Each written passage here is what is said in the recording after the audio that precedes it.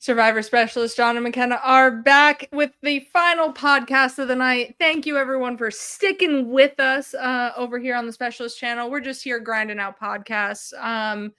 And we are here to talk about this episode of Survivor, but in the past, and some of our favorite outwit, outplay, and outlast moments. Boy, John, did we struggle. I feel like we've been saying this for weeks now. But I feel like this was in a different way that we were struggling, sort of. We were trying not to talk about all the things we were talking about in 44 because this is strangely aligning with 44 in just, topics that we want to mention and talk about. Yeah, and it's really weird because obviously 44 was 5 seasons ago. Like, it was 2.5 years ago now. It was our first season doing the rewind. It was a different format of the podcast back then. So it gives us a little bit of leniency of kind of double dipping with some of those things. But we want to kind of talk about it. We try, as hard as it might be sometimes, to talk about different topics as much as possible because that makes it more interesting for you guys, the listeners. And it's more interesting for us too, to be frank. And the interesting thing about where 49 is, like, we're getting far enough away from those first seasons in the new era that we're really starting to see the comparisons between moments in them. And I think that's a really big thing that came out of this episode. I know, frankly, coming out of that episode last night, I didn't feel great about it. And I've been thinking about it a lot since then. I mean, I watched the episode twice every Wednesday. I watched it on the East Coast airing and the West Coast airing. And I'm watching it with a group of people who aren't as in tune with the Survivor community. It's one of their first seasons, or, they've watched a couple, but it's all been new era stuff. And more importantly, they don't know who's on Survivor 50, so they don't know how to read the edit, kind of hinting us towards that. And I think they enjoyed the episode a lot more because of that. And McKenna, you and I had this conversation yesterday where I'm not the biggest Savannah fan, but I think it's because of the way that the edit's kind of setting her up as like this big picture, and the fact that we got so much of her in that pre-merge when she wasn't really doing much in the pre-merge because she wasn't going to tribal council in those first couple of episodes. As she started going to tribal council, it made a lot more sense to seeing her. But as we continued going through that, and like as I'm thinking about it more, and the big thing that I said to you was the problem with like the framing of this episode for me is that we should be voting for Savannah and Rizzo here because they're the underdogs now, right? Like, they're the ones who can come back and make an instrumental comeback, and maybe like we'll see how far into the season they go at this point. But they're the interesting part of this season now, and it's interesting when we get that switch in dynamics, right? Because we had that switch where it was Sage and Juwan in that field, and then all of a sudden, an episode later, Rizzo and Savannah are in that, and we see some spectacular gameplay from the pair of them in this episode, right? Contrasting some like not so great gameplay from the other pair who seemed to be taking control of the game the week before. And the more I thought about it, the more I was like, no, this is a really good episode of Survivor. And my actual complaints about it are I am tired of the cookie cutter format of the new era. Yeah. And I realized that especially come down to that like cookie cutter. All right, we're expecting the double tribal now, and we know either this outcome's going to happen, this outcome's going to happen, or this outcome's going to happen because of the double tribal. Like, half of them are going to be safe. They get to, still vote somehow, or some advantage is hidden, and, this is what we got. Yeah, it just makes it feel a little weird from a viewer standpoint. And again, part of that is knowing where we're headed to in 50. I saw some really good tweets from some people yesterday. I can't remember exactly who. It was people in the Survivor community, whether it was survivors or like podcasters on RHAP or something like that, who said this episode would be really good if we didn't know who was on 50. Yeah. And I think that's right. But it still has. I think this season would be really good if we didn't know who was on 50. Yes, and maybe the edit would be a little bit different too in that case, which I think would make it a little more interesting because I'm so confused on the edit some of the people in the season are getting. I have no idea what Sophie Segretti's edit is. It's wild because she was completely invisible for the first part of the season. Starts like kind of getting there with the second merge or the second swap. We start seeing some stuff. She's at the merge. impossible to beat at challenges. Did you hear? Apparently. And it's like, okay, where's this coming from? Or where is this idea of her becoming this threat that everyone wants to get out coming from? Because we didn't see that leading up to it. So there's just like some narrative things that are missing in these episodes. Sometimes I feel like the Survivor editors don't look at like overarching storylines and like actually thread them through. We get them sometimes, especially with like winners and things like that. But sometimes when it's not the winners, they seem to not care about those threads that we as an audience kind of need in order to follow the story. I think this season gets a lot better on a binge because of it. Yeah. And I do think like it is going to be interesting revisiting it as a binge, especially because that'll be like my third time watching this season essentially. But it's just fascinating to see where the season's going. And though I was a little disappointed in this episode at first, I've really come around on it for like, there's some spectacular Survivor gameplay in here that is so nuanced. We couldn't even really talk about it in the context of like a rewind because we didn't have moments we could reference back to with that. Yeah. So in our outwit moment, we're going to talk about defensive idol searches because we see here with Alex, Steven, and Christina, they're like, all right, we have to find this idol so the other side doesn't get it. We need to make sure we are in control. And we do see a lot of, people wanting to get the idol or for, reasons of they don't want one person to get it or something like that. But it didn't feel like it was in the same context. Mm-hmm. So when we think of one of the first ones we think of is Parvati's idol in Micronesia. And you're like, wait, Parvati doesn't have an idol in Micronesia.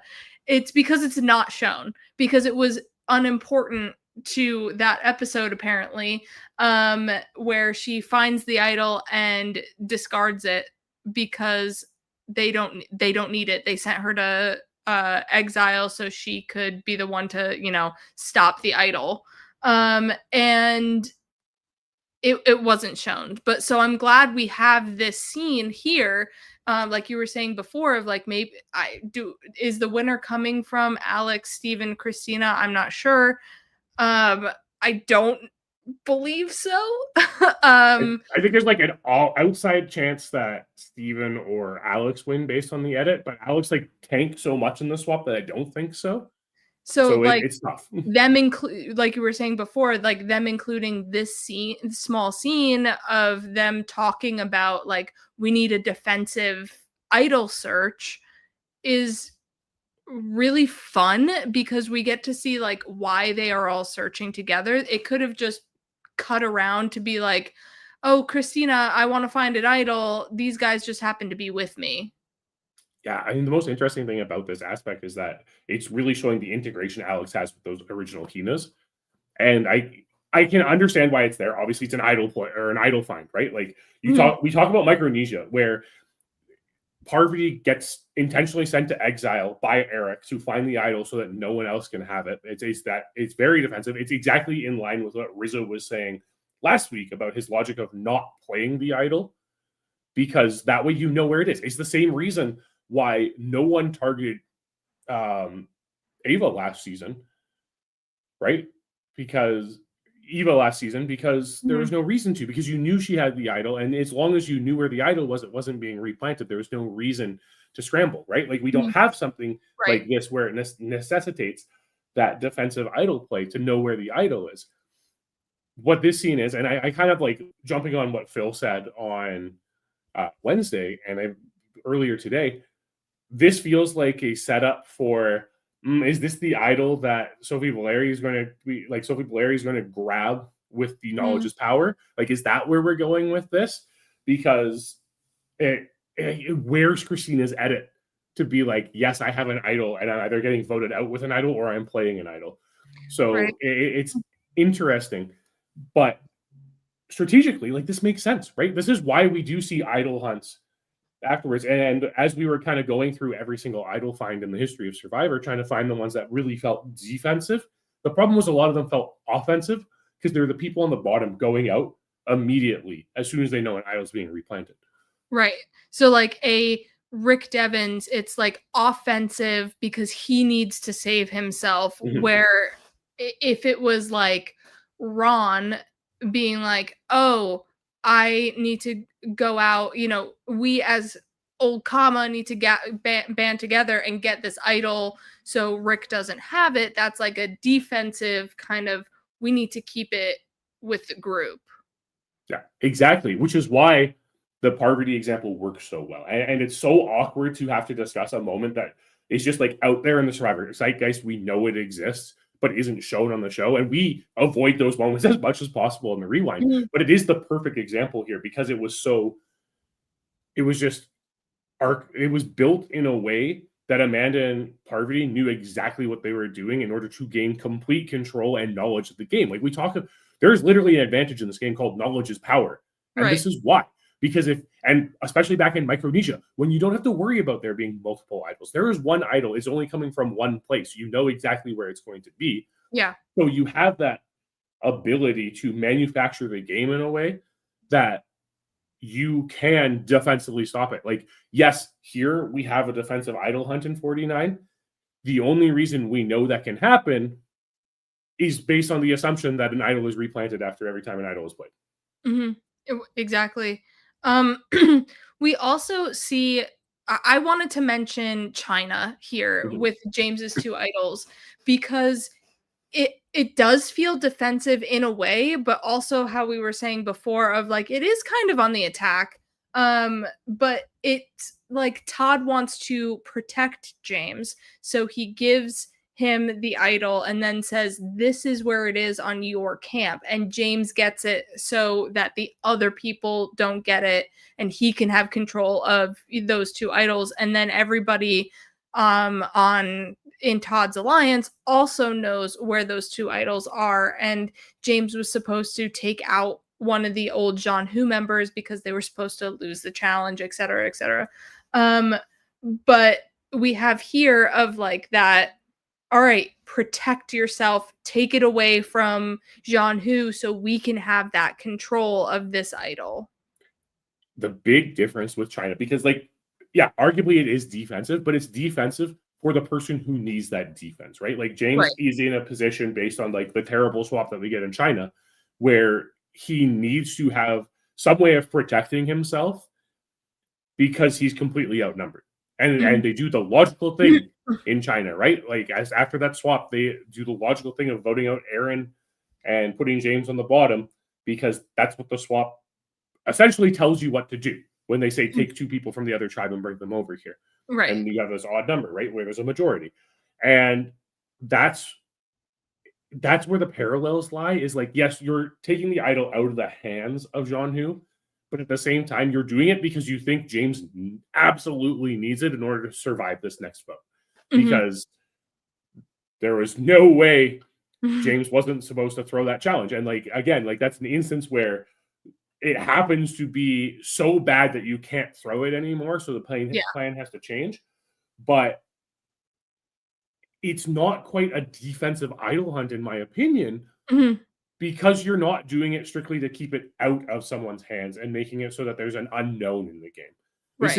This is to make sure that you're protecting someone so you have numbers moving forward. Whereas in 49, this was let's make sure these three people who we have just spent an entire round putting on the bottom, like making sure they're put in their place, getting them as concealed as possible. We know one of them already has an idol. We cannot afford for them to have a second idol that we don't know about.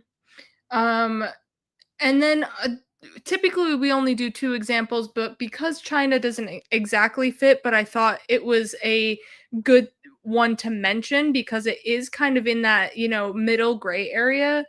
The Wu versus Spencer idol debacle search.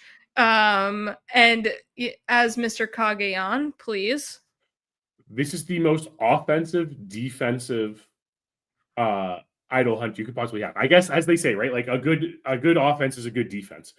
So, as Mr. Sports guy, also. Yeah, exactly, right? Like we have to get some matches of sports on the specialist every once in a while, but this was Wu responding to a situation where he found out that Spencer was looking for an idol, gets the clue, and then everyone comes in order to try and prevent Spencer from finding this idol.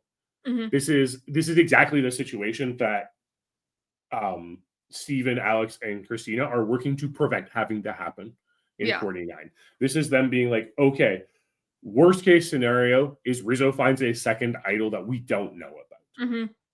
Best case scenario, we find the idol, we know where it is. I'm really interested to see if they actually keep it under wraps like they say they will.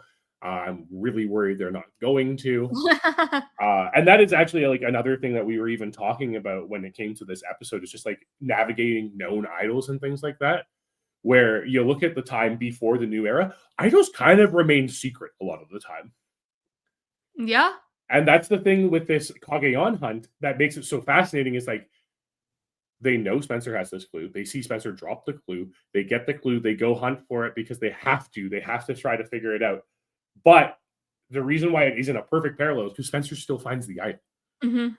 Right? Like the person who needs it still finds it. So the defensive idol hunt fails.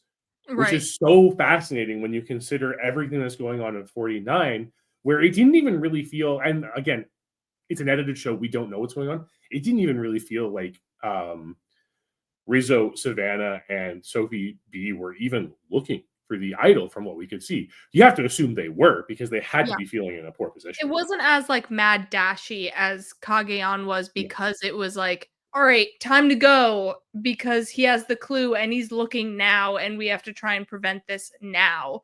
They were like, everybody's at camp. Why don't we take a walk to the well? Yeah. Maybe go and look for an idol here and there. Like, it was like business as usual rather than fight to the death. And I mean, they get the benefit from being in that majority too, right? Like, they have a 7-3 majority at this point. Mm-hmm. They can literally go off as a smaller group in that majority, because the other 4 people in that majority are like, cool, yeah, we don't have to worry about those 3. We just have to watch the other 3 here, but there's 4 of us to do that. Mm-hmm. Exactly. So with this, although that also being said, Hmm. there is a possibility this happened after the split. Interesting. Because all 3 of them were on that split tribe that stayed at the beach. Oh. Like, there is actually a possibility that, like, after Savannah left is when this hunt actually happened. It's just like placed in the episode differently. We won't know until we get like discussion from the players and everything to tell us how the timeline actually works. But we do know they can fudge the timeline sometimes. It actually might make more sense if this happens in that split. That's true. That's true. But, you know, magic of editing. Outplay this episode, we are going with Chimney Sweep. I was really excited when we got to see this challenge, because this is one of those endurance challenges that I would love to try, that I feel like I would be pretty good at, because I'm stubborn as all heck. So you have the narrowing footholds, and you have to brace yourself against the walls, and hopefully don't fall off. And these footholds, because it's new era, are getting narrower and narrower and narrower, as opposed to, say, heroes versus villains, where they have that tribal reward where they have to pair up between strongest to weakest, and they have to essentially just battle each other in the strongest, in the second strongest, etc. So that's also similar to what we have going on here in the 2 groups of the battle for the food and the advantage as well. So that was really interesting to kind of mash up with also individual immunity that we see in Edge of Extinction, but then we also see this challenge as a duel in Redemption Island. So like, this is a challenge that is very versatile, that can be used as a wide array of placements here. So it's just a really fun visual challenge too, because you can see the struggle. It's different than the pole hold. It's different than the block on the head kind of thing. So I enjoy this one. It's such a fascinating challenge, because you look at it and you try to think of who will have an advantage based on like body size and things like that, or just like Mhm. athleticism in general. And again, I'll reference the people I was watching the episode with. They're like, "Oh yeah, MC should like totally dominate this challenge." I'm like, "No, MC's probably one No. of the first people out of this challenge because this challenge doesn't benefit people who are taller. Like being tall in this challenge kind of sucks. You almost want to be someone a little stockier, like a little on the shorter side, who just has like that good core strength in order to prop yourself up.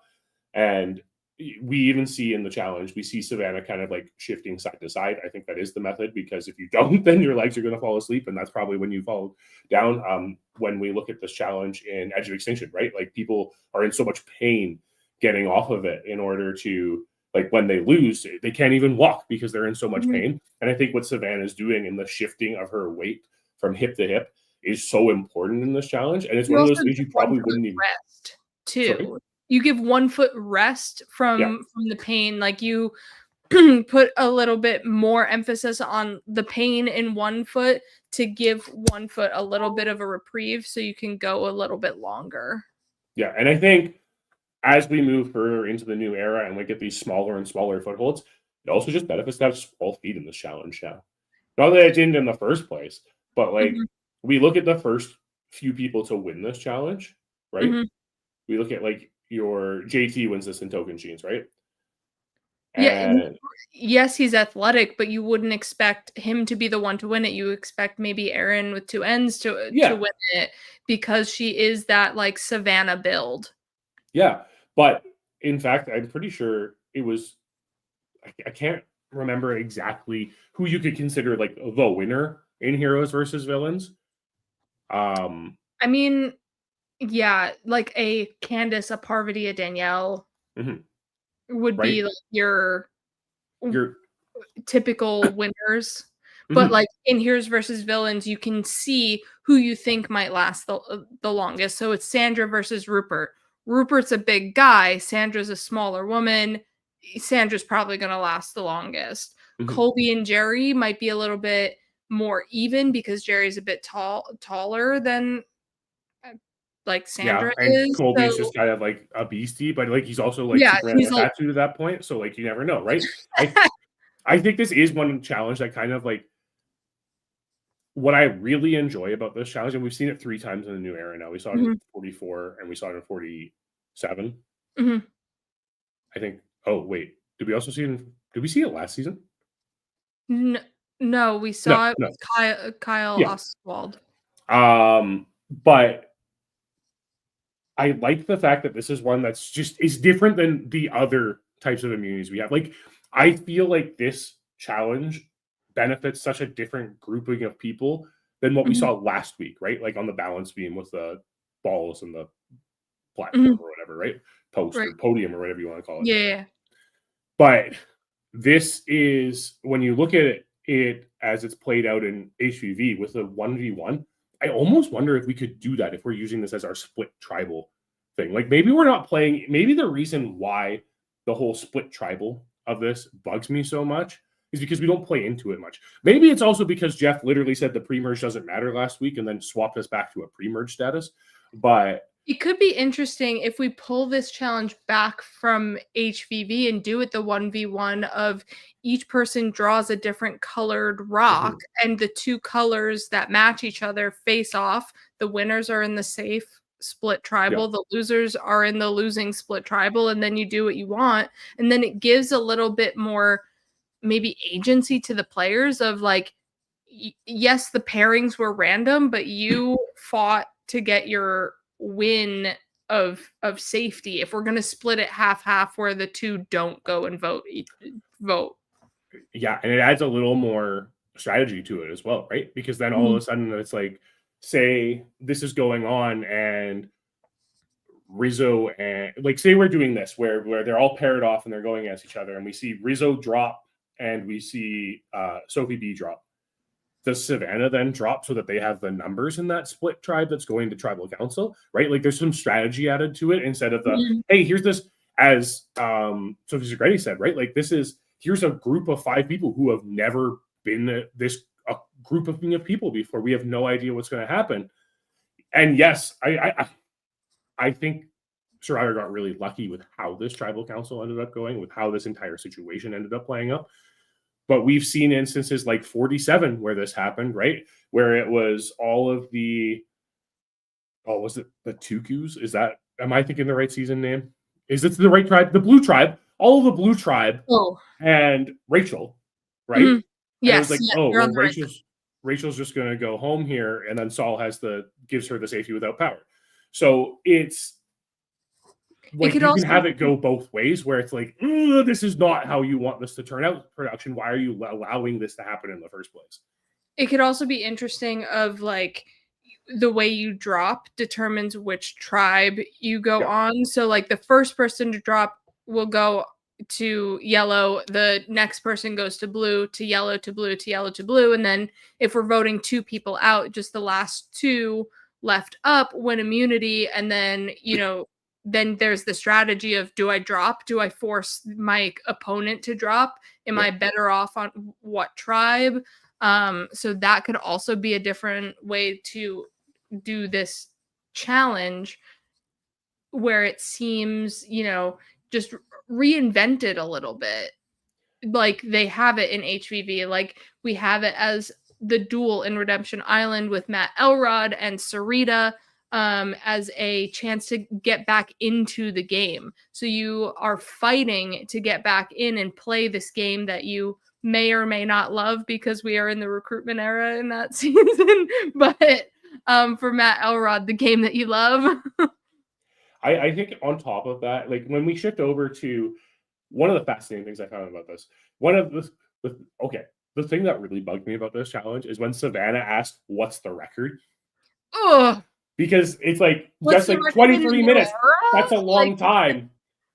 And it's like, okay, cool. And I mean, we're talking Edge of Extinction. Like that's the season that we decided to pick this from, to like kind of deep dive a little bit more in, because I'm going to take McKenna's thunder here. We're talking about it on the Patreon this week. Watch that so you can go listen to us. We are watching Edge of Extinction. Awkward is the episode. Episode 11, yes. And it's so fun. Well, speaking of awkward, what's awkward is Savannah asking, "Hey, what's the record at 23?" when it's just down to her and Sophie Segretti. And in Edge of Extinction, there are only 2 people out at this point. Yeah. In fact, the third person in Edge of Extinction does not drop until the 33-minute mark.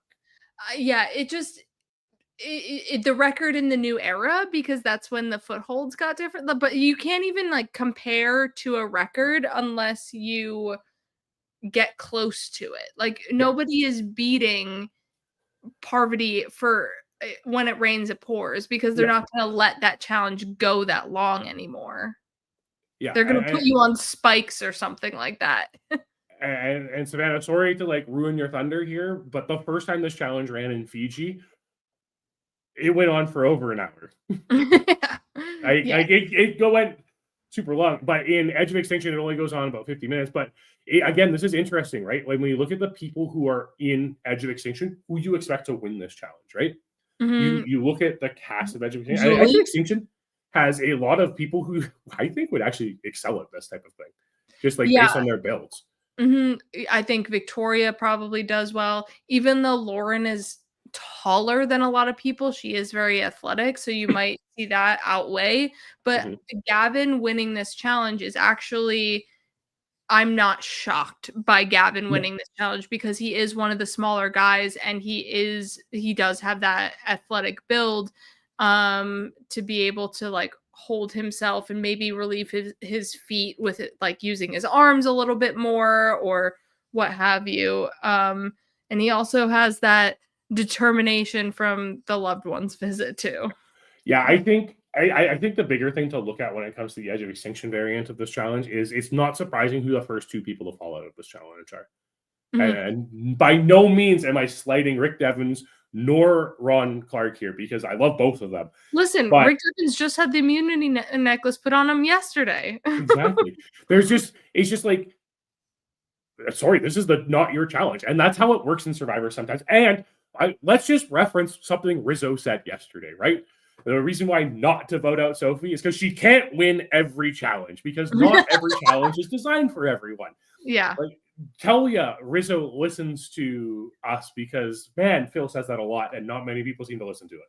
Unless it is season 48 and the only challenges are arms. Yeah, exactly. But even then, David didn't win every challenge. Joe didn't win every challenge. Like, it was still diversified a little bit. So with this challenge, Savannah wins reward. And I was like, oh, all right. I've got some topics for the rewind. Nobody in the merge is going to a tribal council with the immunity necklace. Great. We can talk about this. It's because it's happened before. All right. No, strike that. Savannah is going with the immunity necklace to the beach. Womp womp. But wait, we've seen where they can transfer individual immunity onto someone who's going to tribal council. Great. We're going to talk about that. She just keeps it. So what does she do though? She's an individual who is safe and is joining in on tribal council. So that is what we are going to talk about. It's a little bit like sort of related, but I think it's a fun thing to talk about, having like this dynamic of someone who's safe and not part of this tribe, quote unquote, joining you. It's weird because we have to reference pre-merge for this to work. Yes. Because post-merge, it doesn't make sense. This is our third iteration of seeing split tribes, the merge being split into two groups, and then one going and voting someone off. And we've seen it, we've seen different iterations now. We had Heidi's, which had like the weird block of vote thing, where she went and did that. We had the aforementioned Rachel being saved by Saul giving her the knowledge without power. And we've had this one. Of those three iterations, McKenna, which do you prefer? Honestly, this one, because it provides a lot more strategic maneuverability, because one, Savannah can vote with them. Yes. She doesn't have to use this bank of vote. She can she decides to because she doesn't need it. But her presence here shifts the game entirely and could give Rizzo, and say if it was Rizzo and Sophie B, her vote then makes it 3-3 over there, and she could tie it. She's safe from any rock draw, so why the heck not? And just her presence here really shifts the entire strategy and shifts the power dynamics even too. She shows up and Rizzo is just like, all right, the man, the myth, the legend, RIZGOD is here. And he is ready to control this vote instead of being the one on the outs and the one who is the vote. Yeah, it really takes this fascinating turn where it's not even like Savannah's presence as a player, even though it is a very demanding presence, and it is a presence that deserves attention, especially when it's someone who's safe, who has these qualities to connect with people and able to drive votes. We've seen that previously. But more importantly, it happens to be a number for Rizzo, the person who everyone wants gone anyways, who also has an idol that you're trying to navigate. And it changes your strategic math about the entire situation. Because what we see previous to this is Sophie Segretti being like, okay, I'm going to put a vote on Jawan. That way, if Rizzo does use his idol, it's not me. We have a backup. Yeah. We have somewhere where we can dictate the vote. We can decide where the vote's going that way. Instead, what we get is now, because navigating 6 instead of 5 is so much harder, because 4-2 makes weird numbers happen if Savannah is voting, right? And Savannah voting there, there are different things you could do. They could have paired off. They could have been Sage, Jawan, one of them vote for either MC or Sophie MC, one of them, or they vote for either Jawan or Sage. Well, no, they put their votes on Rizzo, and then you try to force the 2-2-2 to get a revote so you can vote out Rizzo here. Personally, I think the best thing they can do is just like put all 4 votes on Rizzo. You don't like it? It's not ideal, but that way you're getting rid of the idol no matter what. Yeah. So when we were going back into like individuals joining tribal council, I wanted to go back to John Kenny in Vanuatu when he joins, because he's like the hot guy on the island now. Everybody wants to have a date with him and talk to them so they can secure safety for that tribal council. And all while they're supposed to be scrambling too. Like, this is during their scramble time. He's hanging around, and then they have to go to tribal council, and then he decides who gets the necklace. Like, he fully sits down with them and is like part of the tribe. It's so weird because this, again, it happens it's episode 3 of Vanuatu that this happens, and both the men and the woman are off to tribal council that episode. John Kinney wins the individual immunity challenge, which lets him go to the women's beach and, talk to them, figure things out. He then has to go to his own tribal council that he doesn't get to talk to anyone about. And he's going there directly from the women's beach. Yeah. And they're first. The men are first. Well, he's safe, so it obviously doesn't matter, right? Like, he forget his vote. So like, this is a little something that's different where, he is talking to the other tribe but has no stake in their tribal council aside from giving immunity. And then he also has to do his own tribal council, where essentially he's left out of the strategy portion a bit here, and isn't able to talk much with his crew. The fascinating thing about this entire situation is when we compare the way that John approaches this situation to the way Savannah approaches this situation. Now, granted, different scenarios, right? John is providing safety to someone. Savannah has the opportunity to vote for someone. So it is a bit of a different dynamic. But from what we see on 49, Savannah kind of takes a backseat, tells Rizzo, hey, this is what we can do here to kind of shift the game. Rizzo takes it, runs with it, starts running everything, right? Like, we see phenomenal gameplay from Rizzo where he gets this idea of MC out there. I do feel like we needed a little bit more showing us exactly what was going on in those conversations. I get you don't do it because you don't want to spoil it or anything like that. Right. But there was that point in tribal council where Sophie's like, it's either MC or me. And I'm like, wait, what? Like, when did we get to this point? Off the table. Yeah. I was just like, is this like this clever play to make it so Rizzo really thinks that you're not voting for him? Or are you just saying he's going to play his idol, so it's going to be one of the two of us? Why are the other two off the table? It was weird because we didn't get like full context for it. But in Vanuatu, John Kinney goes on the offensive immediately as soon as he gets on that beach with those women. And he says, okay, who voted for Dolly? Go there, go there. If you voted for Dolly, if you go there, if you voted for Leanne. I want to figure out what's going on here. Yeah, I got to know the sides and the dynamics, what's going on. And then essentially, they let him know Dolly voted herself out. But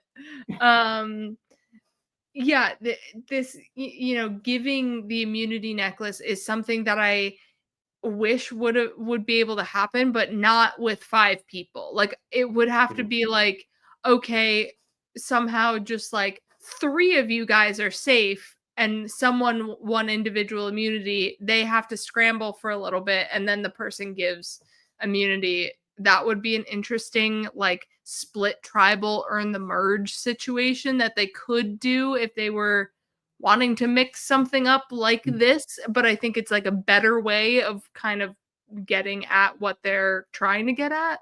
I think with as few people as you have, the only way to make it kind of okay is to do what happened last season or in 47, the last time we saw this with Saul giving the safety without power. I think it's the only way, right? Like, you have to take a guess of who to give it to.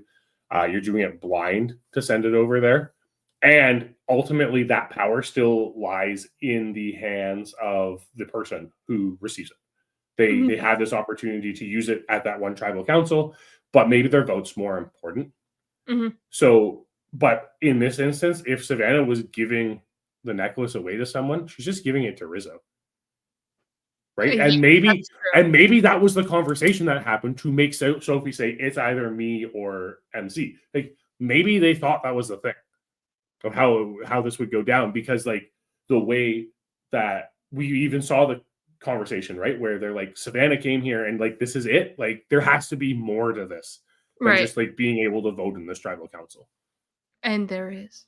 But we also see this instance happen again with Rafe in Guatemala. He also gives the necklace away. We have a little bit of this sort of in Palau as well, but it's Koror as a team deciding who on Oolong should get the necklace, but they amended it again in Guatemala to be just that one person giving away the necklace. Yeah, and it's really interesting because it is different here, right? Like in Vanuatu, you had, and why Vanuatu really stuck out as an example for this, because John goes to the beach with the tribe and that's going talks to to tribal. them. Like we see that with Savannah. Rafe doesn't get that opportunity. Instead, Rafe goes. He was on Nakum, right? Yashaw. Shaw. Yeah, I can't remember. I get the tribes mixed up in that season a lot. He goes with his tribe, and they do their tribal council, and then everyone leaves except for Rafe. And then Rafe sits in on sitting at the jury in the jury seats, watches the tribal council, then goes up and votes to give immunity to someone and leaves before that vote's he was even on Swap Nakum. Yes, sorry. Yeah. Started on Yashaw. Anyway, No. sorry, continue. I was Yeah. thinking about that the whole It's time. okay. But that's the thing, is like he's watching and he has to figure out the tribal dynamics based off of what he sees just in tribal council, which we know people are really guarded in tribal council. It's really hard to pick up on exactly what that's going on. So as an outside viewer, as an observer, can you pick up on who's going to be going based on that? I think it's really a fascinating aspect to this. What is interesting, it was after a swap though, too. So he does see who's on the outs for his, old tribe members.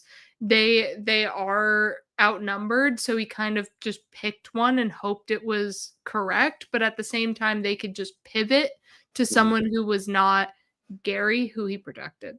Yeah, exactly. So I like the mechanics of it.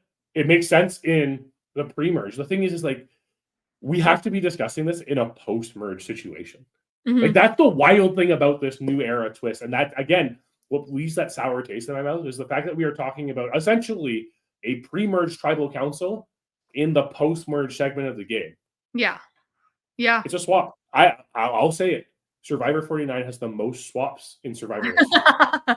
That could be true, but it's technically not. And technically, there's no tribe swap ever. Well, we're not getting into the semantics of swap versus switch again. It's too much. That's the conversation over on the Patreon. It is, but I gotta let these guys know, if you made it this far in this episode, go back and watch any tribe swap episode. John and I haven't watched all of them, but we've watched a handful of them, and Jeff never says tribe swap. It's tribe switch, or we're gonna switch things up, and it blew our minds. So if you can find an episode where he says, all right, time for a tribe swap, let us know so we can see it, because we've only heard switch and only the players saying swap. So that really shook us to our core. Anywho, I feel like that is the end of our show here. How do you think the rest of the season goes now? Because Rizzo and Savannah come into a very powerful situation now, right? Where they have this extra vote. There's 9 people left in the game. They only need to swap one person over to their side now in order to force a tie.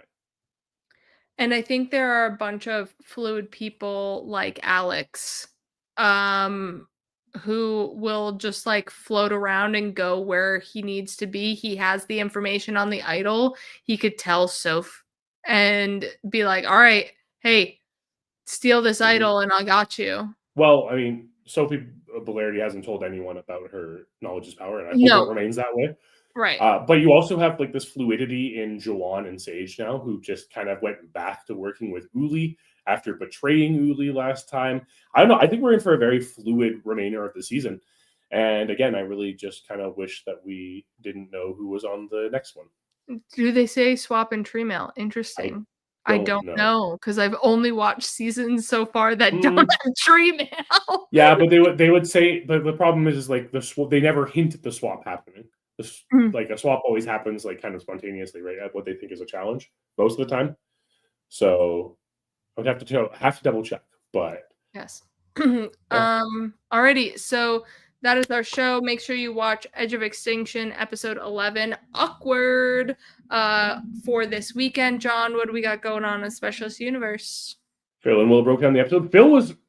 It's really interesting to watch Phil on Wednesday versus Phil on Thursday this week. I think it's going to be really good for everyone to check out both of those for sure, because Phil was not happy with production on Wednesday. He was not happy about this production twist. He was so unhappy. He was like, how do I do an Instagram story? Yes. And he just needed to rant about it in that moment. During the episode. So you can get his unfiltered day. Will comes in with a lot more leveled head this week. So it's very interesting seeing that dynamic kind of shift a little bit this week. So check that out from Wednesday.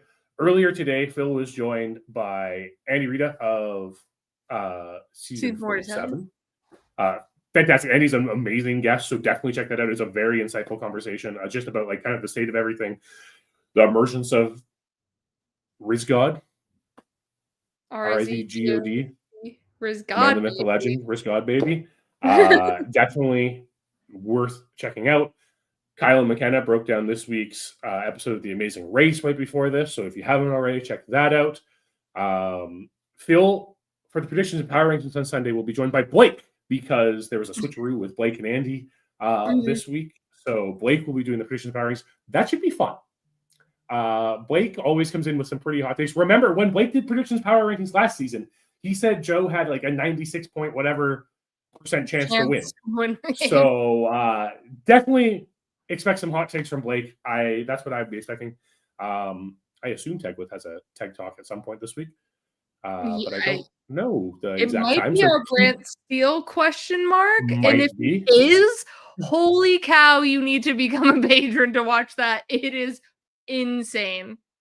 So, but to find out when all of this happens, make sure you like the video, subscribe to the channel, click the bell for notifications. You'll always know when we go live, especially when we have these nice marathons on Thursdays.